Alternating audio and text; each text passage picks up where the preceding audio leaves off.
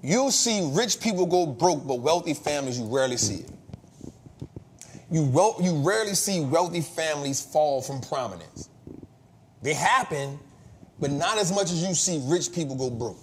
Watch this. The middle class struggle. Majority of middle class Americans say they are struggling financially. Almost 2/3 of Americans considered middle class say they are facing economic hardships, and they anticipate a change for the rest of their lives. According to a poll commissioned by the National True Cost of Living Coalition. Here's what I'll say to that. They just don't have the right system in play. I'm gonna be honest with you. Now, I'm not saying there are lack of resources where I come from. You know, just in the hood and Wallstreet, in a lot of impoverished neighborhoods, there are a lot of lack of resources. And so one of the things we want to do with our company, with this media brand, with the education buildings, my goal is to buy 5 commercial buildings, go into the hoods of America, build them up. We'll teach financial literacy. Another thing that we plan on doing is creating a part of our non-profit organization and our foundation that we're building out. When you come home from prison, like you learn how to trade, you learn how to invest, that keep you off the street. You know what I'm saying? And then once you do a certain thing, we'll get one of these companies to sponsor maybe $5,000, $10,000 in your account. That's the vision I have, right? Because if I can teach you how to trade, I can teach you how to invest. We now teach you a skill. We teach you how to get in real estate. We teach you how to budget. We teach you that because wealth building is a skill. It's a skill set. So when I listen to people who play a game at a high level, you understand how much of a skill set that it really is. And so it also makes you realize that these are the things that keep you in a, what's the word I want to use here, permanent financial abyss. That's what I want to use, Jose. I like that. I like the way that came out, Jose. I like the way that was structured. I had a good subject, verb, predicate, like it fell in line. It fell in line, Jose. Propositional phrase, whatever that was. It fell the right way. But I think that the reason why most middle class, because watch this, bro. You'll see rich people go broke, but wealthy families, you rarely see it. You rarely see wealthy families fall from prominence. They happen, but not as much as you see rich people go broke.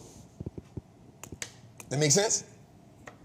It's because they don't have the right system in play. They're inadequate when it comes to financial knowledge. That's why I love when I went to talk to the NFL.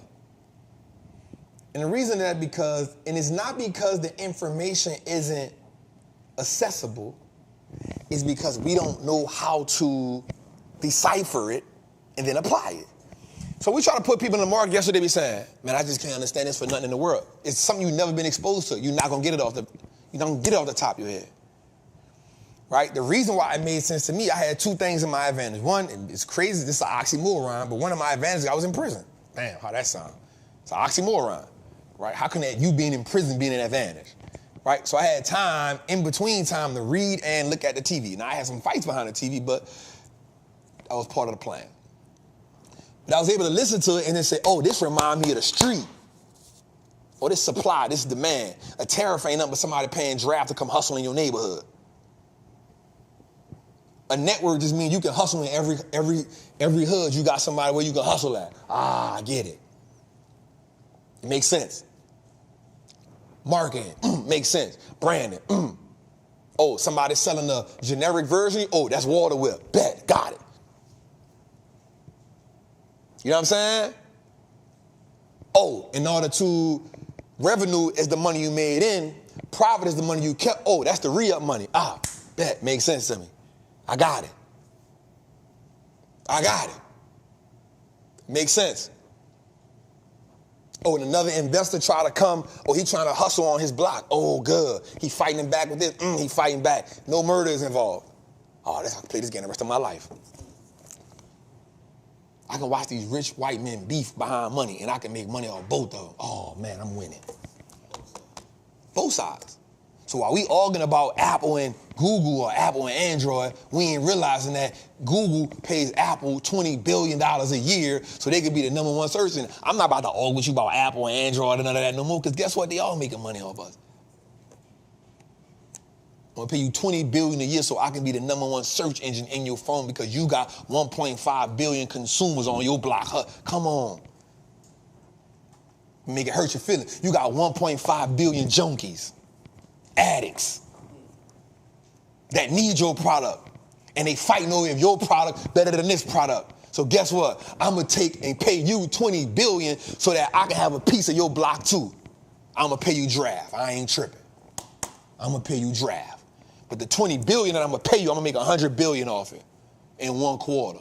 So now I'm a $2.7 trillion business. Thank you for your business, Apple. Apple, not a problem. Let's redo it again next year. Let's redo it again next year. Let's let the addicts fight over which product is the best while we just sit back and make money off all of them. And guess what, Apple? Guess what, Apple? I'm gonna let you run ads on my YouTube platform too. That's gonna cost you a couple $2 billion a year. Oh, it's not a problem. I'll do it. You just gotta decide. You gonna keep fighting over who got the best product, or you gonna say which one of them gonna make me the most money? And better yet, I ain't gonna even say which one. I'm gonna buy both of them.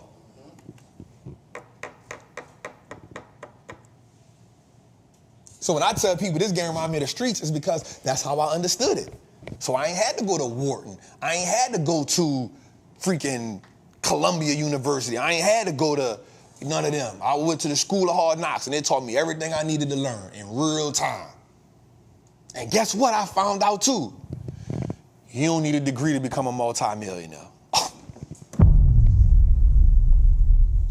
Nothing against it. So I just feel like people, it's not that we hold on to the things that we think we make excuses for. Oh, well, I don't know this, so? I'm not really I don't really know about strap. I ain't really good with numbers. After addition and subtraction, I'm lost too. You throw some algebra in my face, man, get out my face with that.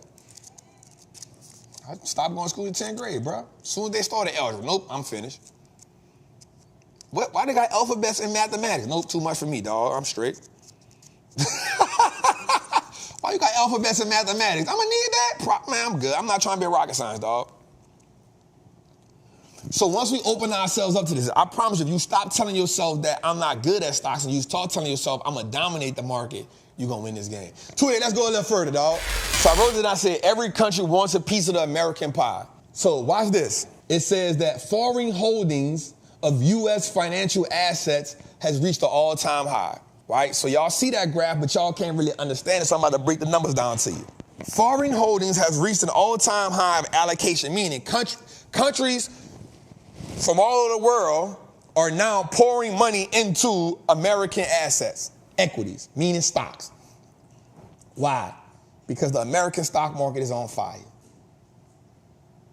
And while everybody be saying, I don't want to be a part of the American dollar, guess what they come do when they want some money? Invest in American assets. You know why? Because America print money. That's what they do. So watch this. 60% is up. In 4 years, the percentage has increased by 15%, exceeds the 2000 dot-com bubble. Since 2009, foreign holdings of U.S. equities has doubled. During this time, the U.S. has seen 695% rally, while the NASDAQ 100 has skyrocketed by 17%. In comparison, the MSCI, which is an index, has risen by 147%. Foreign investors from all over the world are pouring more money than ever before into the U.S. stock market. And I keep saying to people, listen, people, let me say this, and I won't say this the right way so nobody take this wrong, right? It's amazing to go visit some other countries. You get exposure, you get to see some amazing stuff.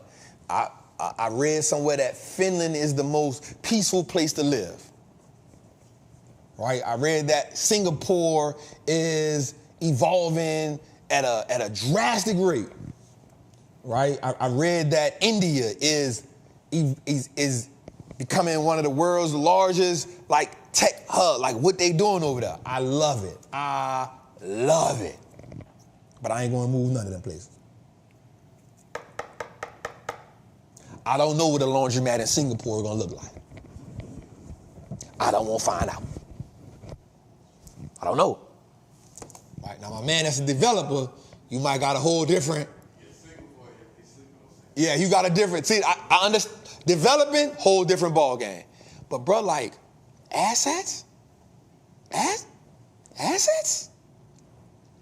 You're not gonna print money like you're gonna print it in America. Now, do we got some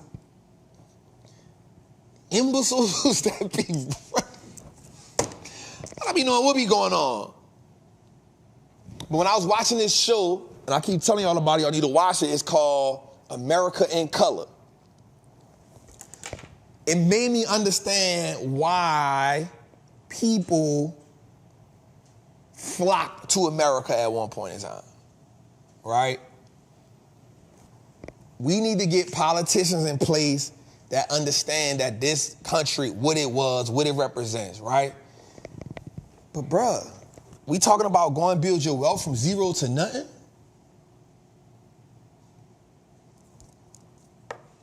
Now, I saw that airport in Singapore. That thing is insane.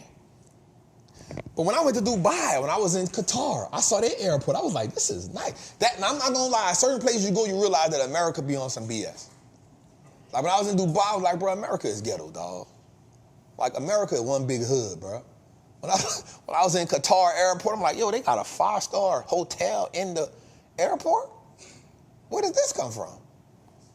You know what I'm saying? Like they got a mall and a hotel and a 5-star restaurant and a shower and whoa, this is kind of cool. I enjoyed that. And when I saw even when I looked at Singapore, when I was looking at like what they do. Now, some of the things I hate about America. Why we got so much gun violence? You know what I'm saying? Like why we got so many mass shootings? You know what I'm saying? Like there's some countries where you can't even you die when you commit crimes. Like when I went to Dubai, I was talking to the guy, and the guy said, no, they move all, that's on the outside. Like in the Dubai? Nah, bro. We sleep with our doors open. I said, you lying. I was with the driver. I said, bro, you know me. I said, where the hood at? Not that I won't go, but like I didn't go to that'd be killing me. Like I didn't go to another country to go to the hood. Like I got enough hood. I got 50 states I could go to that's full of hoods, right? He man was like, nah, we don't got that out here. I was like, man, everybody got a hood. He was like, no. In Dubai, there's no such thing as that. He was like, outside of Dubai, of course. But in here, nah, we don't even lock our doors at night. I said, boy, you lying. He said, nah. He said, crime in here? Nah, that's a death sentence. That's his exact words verbatim. He said, like in Dubai, crime, that's a death sentence, bro. And you ain't going on trials. Nah, it's death. Off with his head. Off with his head. I said, you serious? It was a black dude. He was like, man, I've been over here like 10 years. I was like, what? He was like, bro, it's different over here. I said, you coming back? He said, hell no. I said, bro, it's hot over here, dog. He said, man, you deal with that ain't nothing. But he was like, at the rate at which you can, he's like, they building. I was like, damn. So he was in construction and he was just doing, he built a chauffeur company. He was like, bro, the way that they building over here, bro, it's insane. I was like, do you ever come back to the States? He was like, probably once a year. I was like, damn, it's over for you then, dog. Like, you ain't never coming back. He was like, nah, I'm good. I was like, damn, you don't miss like barbecue chicken? Like you don't miss like ribs? Gumbo? I'm from the South, gumbo. I know them. Ain't no people in Dubai making potato salad, dog. Come on, bro.